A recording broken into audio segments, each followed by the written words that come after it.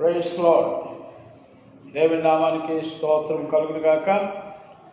ప్రియులారా, మరలా తిరిగి మీతో కలిసి ఈ విధంగా ప్రభు సన్నిధిలో కొంత సమయాన్ని గడపడానికి ప్రభు ఇచ్చిన ఈ మంచి సమయాన్ని బట్టి ప్రభువుని నేను కనపరుస్తున్నాను, ఆయన నేను స్తుతిస్తూ ఉన్నాను. చిన్న ప్రార్థన చేసుకొని దేవుని వాక్యాన్ని ధ్యానం చేసుకుందామండి. ప్రార్థన. పరమ తండ్రి, పరిశుద్ధుడా, గొప్ప దేవాన్ని స్తుతిస్తున్నాం తండ్రి. నువ్వు సర్వశక్తి కలిగిన దేవుడవు, నీతిమంతుడవు, పరిశుద్ధుడవు దేవా. నాయన యొక్క యూట్యూబ్ ద్వారా ప్రభువా అనేక మంది జీవితాలను వెలిగించడానికి మీరు అనుగ్రహిస్తున్న మరొక మాటలు బట్టి నేను స్తుతిస్తూ ఉన్నాను. జ్ఞాపకం చేసుకోమని ఎంతమంది యూట్యూబ్ ద్వారా నీ మాటలు విని మేలు పొందడానికి ప్రభువా మీ కృప అనుగ్రహించి మేము పొందమని యేసునామమున ప్రార్థిస్తున్నాం తండ్రి, ఆమేన్. ఓకే, ప్రియా దేవుని బిడ్డలారా, మరొకసారి మీ అందరికి కూడా ప్రత్యేకమైనటువంటి వందనాలు మరి దేవుని సన్నిధిలో మీకు తెలియజేస్తున్నాను. ఈరోజు దేవుని యొక్క వాక్యంలో నుండి పరిశుద్ధ గ్రంథం బైబిల్ నుంచి కీర్తన భాగము 105 కీర్తన మరి 2 వచనాలు చదువుకుందాం. మొదటి 2 వచనాలు. యెహోవాకు కృతజ్ఞతాస్తుతులు చెల్లించుడి, ఆయన నామమును ప్రకటన చేయుడి, జనములలో ఆయన కార్యములను తెలియచేయుడి, ఆయనను గూర్చి పాడుడి, ఆయనను కీర్తించుడి, ఆయన ఆశ్చర్య కార్యములన్నిటిని గూర్చి సంభాషణ చేయుడి. ప్రియులారా, మరి దేవుని వాక్యంలో అద్భుతమైన మాటలు మనం చదువుకున్నాం. ఈరోజు ఒక విధంగా చెప్పాలంటే ప్రభువారు చాలా బాధపడుతున్నాడని చెప్పాలి. ఎందుకంటే దేవునికి చెందవలసిన మహిమ దేవునికి చెందట్లేదు. ఈరోజు దేవుని ప్రజలైన మనము, లేకపోతే అనేక మంది దేవుని ఎరగనటువంటి ప్రజలు కూడా వారి వారి కోణంలో, వారి పద్ధతిలో, వారి ఏదో విధంగా సాగిపోతున్నారు. కానీ దేవుని యొక్క మహాకృపలో మనందరం కూడా ఎంతో బలపడి దీవించబడి ఉండి కూడా నిజంగా ఆయనకి వెళ్ళవలసినటువంటి మహిమ ఆయనకి వెళ్ళట్లేదు. ఆయనకి చెందవలసిన మహిమ ఆయనకి చెందట్లేదు. ఎందుకంటే ఇక్కడ కొన్ని విషయాలు చదువుతుంటే మనకు అర్థమవుతుంది. ఏమంటున్నాడు? ఆయన నామమును ప్రకటన చేయుడి అంటున్నాడు. ఏమండి, ఎంతమంది ఆయన నామాన్ని ప్రకటిస్తున్నాం మనం? ఏమండి, ఎంతమంది ప్రకటిస్తున్నాం ఆయన నామాన్ని? యేసు ప్రభు వారు లోకా సువార్తలో ఒక అద్భుతమైనటువంటి సువార్త ప్రకటిస్తున్నటువంటి అనుభవం కనిపిస్తుంది అక్కడ. ప్రియులారా, లోకా సువార్త 8వ అధ్యాయము 1వ వచనం చదివితే, వెంటనే ఆయన దేవుని రాజ్య సువార్తను తెలుపుచూ ప్రకటించుచు ప్రతి పట్టణములోను ప్రతి గ్రామములోను సంచారము చేయుచుండగా 12 మంది శిష్యులు, అపవిత్రాత్మలు, వ్యాధులు పోగొట్టుకున్న కొందరు స్త్రీలు, అనగా 7 దయ్యములు వదిలిపోయిన మగ్దలేనే అనబడిన మరియయు, హేరోదు యొక్క గృహ నిర్వాహకుడు కూజ భార్యకు యోహన్నాయు, సూసన్నయు ఆయనతో కూడా ఉండిరి. చూసారా, ఇక్కడ చదువుకున్న భాగంలో దేవుని రాజ్య సువార్తను తెలుపుచు ప్రకటించుచు ప్రతి పట్టణములో ప్రతి గ్రామంలో. ప్రభువు ఈ లోకానికి మానవతరం వచ్చి ఏం చేస్తున్నాడు ఆయన? అండ్ ఈరోజు సేవకులం కానీ విశ్వాసులం కానీ మనం ఏం చేస్తున్నామంటే జస్ట్ ఏదో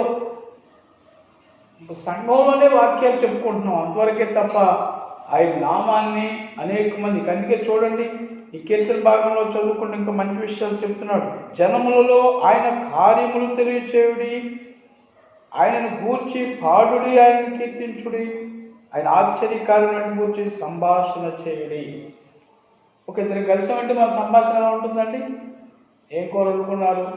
ఒక 2 ఆడవాళ్ళు కలిస్తే ఏం కూర వండి ఇయ్యాలా అని అడుగుతున్నారు.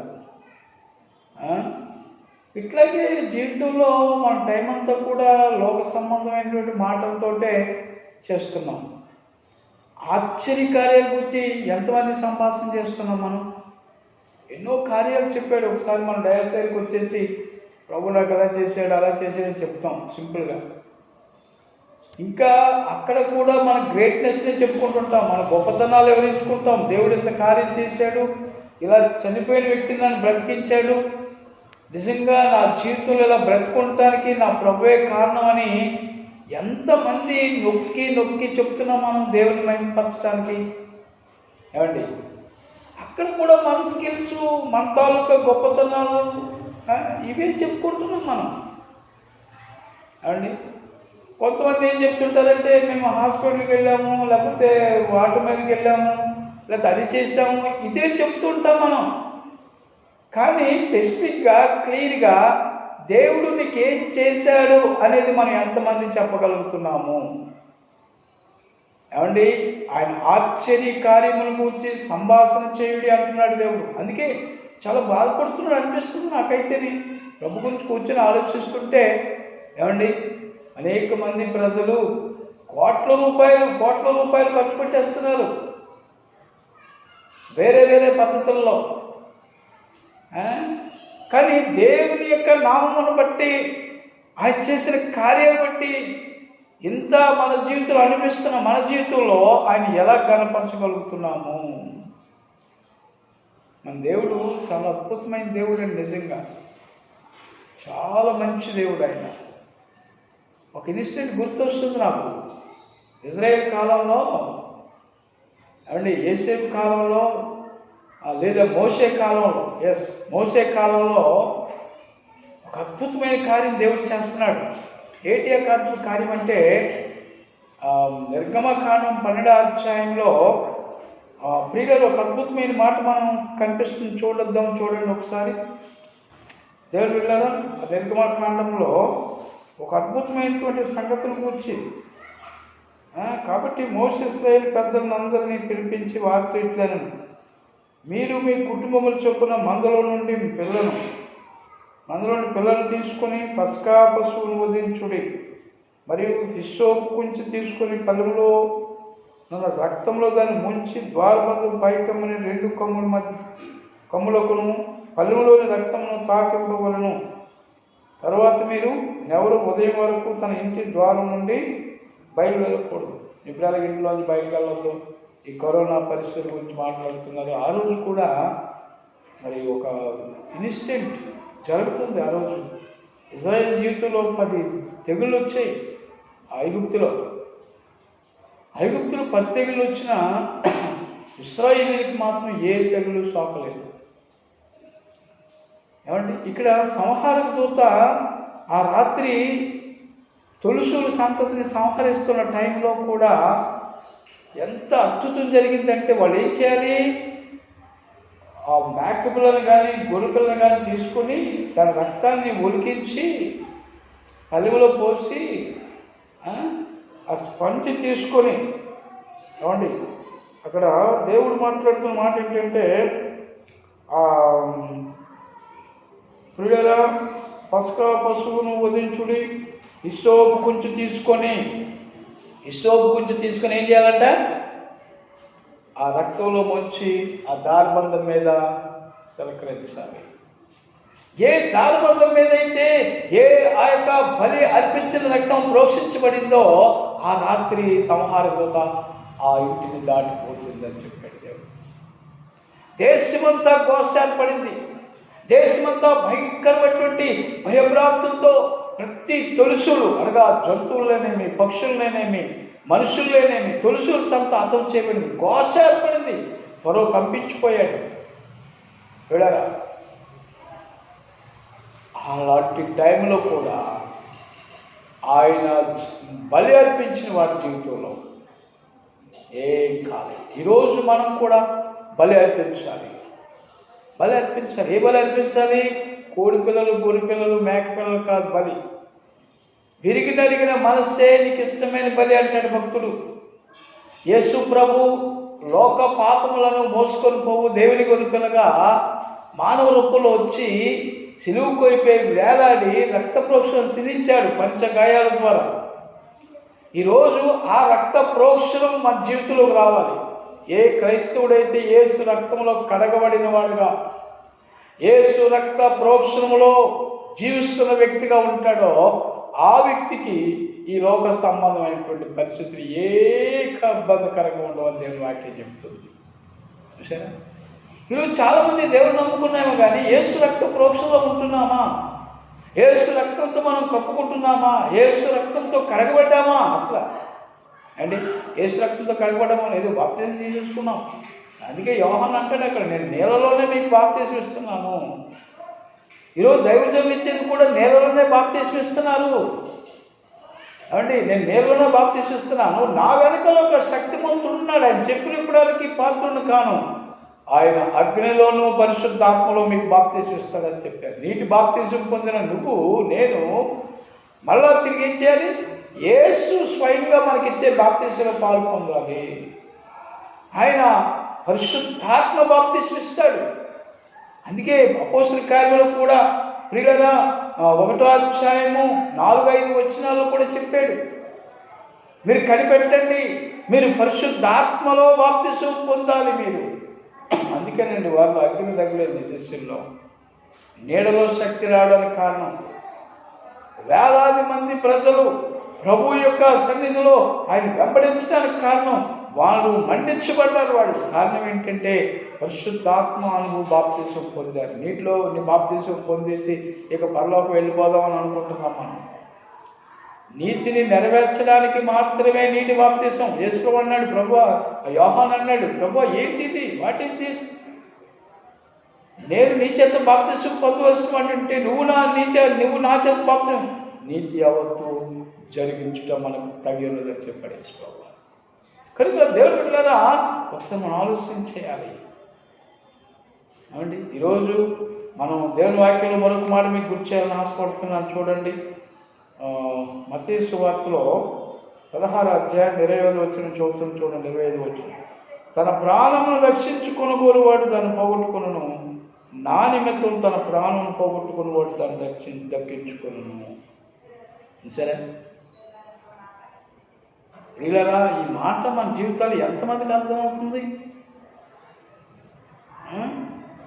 ఈరోజు చాలా మంది జీవితాల్లో ఇంకెంతకంటే భయంకరమైన పరిస్థితులు రాబోతున్నాయి. ఏమండి, ఇంతకంటే ఘోరమైన సౌండ్స్ వినబోతున్నాం లేఖనం చెప్తుంది. ఇవన్నీ జరుగుతున్నప్పుడు ప్రభు ద్వారం దగ్గర ఉన్నాడని గుర్తించమంటున్నాడు ప్రభువారు. ఏమండి, వసంతకాలము ఈ కొన్ని ఎగ్జాంపుల్స్ కూడా చెప్పాడు ప్రభువారు. ఆకులు రాలి పువ్వులు పూస్తున్నప్పుడు ఇది వసంతకాలం కదా, వసంతకాలం కదా అని చెప్తారు కదా మీరు. అయితే ఈ సూచనలు జరుగుతున్నప్పుడు మెలుగుకుండండి. ఏ దాసుడు మెలుగుకున్నాడో ఆ దాసుడు రక్షించబడతాడు, ఆ దాసుడు ప్రశంసలు పొందుతాడని లేఖనంలో చెప్తున్నాడు ఆయన. ఏమండి, కాబట్టి నా ప్రియ సహోదరి సహోదరులారా, దేవుని బిడ్డలారా, తన ప్రాణమును పోగొట్టుకున్నవాడు, చూడండి అక్కడ అంటున్నాడు 25వ వచనంలో, తన ప్రాణమును రక్షించుకున్నవాడు దాన్ని పోగొట్టుకుంటాడు. నిజం. ఈరోజు చచ్చిపోని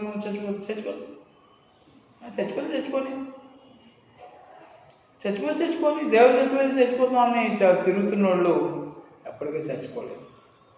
చిన్న ఉదాహరణ చెప్పి నా సంఘంలో జరిగిన ఉదాహరణ, ఒక ముసలావిడ ఉండేది. ముసలావిడ బాగా ముసలైంది, నడుస్తుంది, చర్చికి మెట్లెక్కి చర్చికి వచ్చేస్తుండేది. కానీ ఆవిడ ఎప్పుడు వచ్చి నాతో ఏం చెప్పేదంటే, బాబు ఇంకంతా అయిపోయిందయ్యా, ఇంక నాకేముంది, ఇంక నేను జీవించేముంది, మా అమ్మ అలా కూర్చొని చనిపోయింది, అలా నేను చనిపోవాలి, ప్రార్థన చేయి బాబు, నేను చచ్చిపోయేలా ప్రార్థన చేయి బాబు అనేది. ఇక నాకేముంది బాబు, ఈ లోకంలో చేయవలసిందంతా చేసేసాను, నన్ను చచ్చిపోయేలా ప్రార్థన చేయమంటే నవ్వుకుంటూ నేను, ఇదేంటమ్మా చచ్చిపోమని ప్రార్థన చేయమంటావు ఏంటమ్మా? అలాగే ప్రార్థన చేస్తారు ఎవరైనా అసలు, ప్రభు బిడ్డ చచ్చిపోతే ప్రార్థన చేస్తారా అని ఆవిడతో మాట్లాడుతూ సరదాగా నవ్వుకుండేవాళ్ళు.